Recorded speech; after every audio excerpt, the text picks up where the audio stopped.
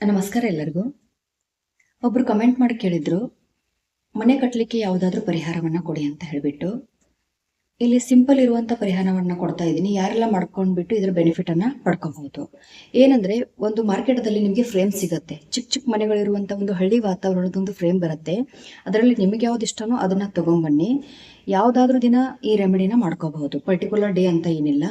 ಅದನ್ನ ಮನೆಗೆ ತಂದ್ಬಿಟ್ಟು ನಿಮ್ಮ ಮನೆಯ ಹಾಲ್ ಆಗಿರ್ಬೋದು, ಇಲ್ಲ ಅಂದ್ರೆ ನಿಮ್ಮ ಮನೆಯ ಬೆಡ್ರೂಮ್ದಲ್ಲಾದ್ರೂ ಸಹಿತ ಏನ್ ಮಾಡ್ಬೇಕಾಗತ್ತೆ, ಡೈರೆಕ್ಷನ್ ಅನ್ನ ಚೂಸ್ ಮಾಡ್ಕೋಬೇಕು. ಫಸ್ಟಿಗೆ ಅದನ್ನ ಸೌತ್ ವೆಸ್ಟ್ ಅಂದ್ರೆ ನಾವು ನೈಋತ್ಯ ದಿಕ್ಕಂತ ಹೇಳ್ತೀವಲ್ಲ, ನೈಋತ್ಯ ದಿಕ್ಕಿಗೆ ಬೆಡ್ರೂಮ್ದಲ್ಲಾದ್ರೂ ಹಾಕೊಳ್ಳಿ, ಇಲ್ಲಾಂದ್ರೆ ಹಾಲ್ದಲ್ಲಾದ್ರೂ ಹಾಕೊಳ್ಳಿ.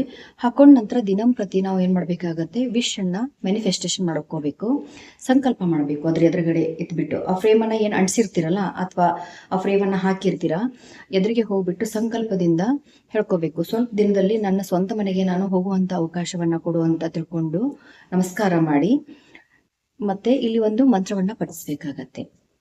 ಮಂತ್ರ: ಓಂ ವಾಸ್ತು ಪುರುಷಾಯ ನಮಃ, ಓಂ ವಾಸ್ತು ಪುರುಷಾಯ ನಮಃ, ಓಂ ವಾಸ್ತು ಪುರುಷಾಯ ನಮಃ ಅಂತ 108 ಬಾರಿ ಬೆಳಗ್ಗೆ ಮತ್ತು ಸಾಯಂಕಾಲ ಸಂಕಲ್ಪದಿಂದ ಈ ಮಂತ್ರವನ್ನ ಪಠಿಸ್ಲಿಕ್ಕೆ ಸ್ಟಾರ್ಟ್ ಮಾಡಿ. ಆಟೋಮೆಟಿಕಲಿ ನಿಮಗೆ 48 ಡೇಸ್ದಲ್ಲಿ ನಿಮ್ಮ ವಿಶ್ ಫುಲ್ಫಿಲ್ಮೆಂಟ್ ಆಗುವಂತ ಯೋಗ ಬರುತ್ತೆ.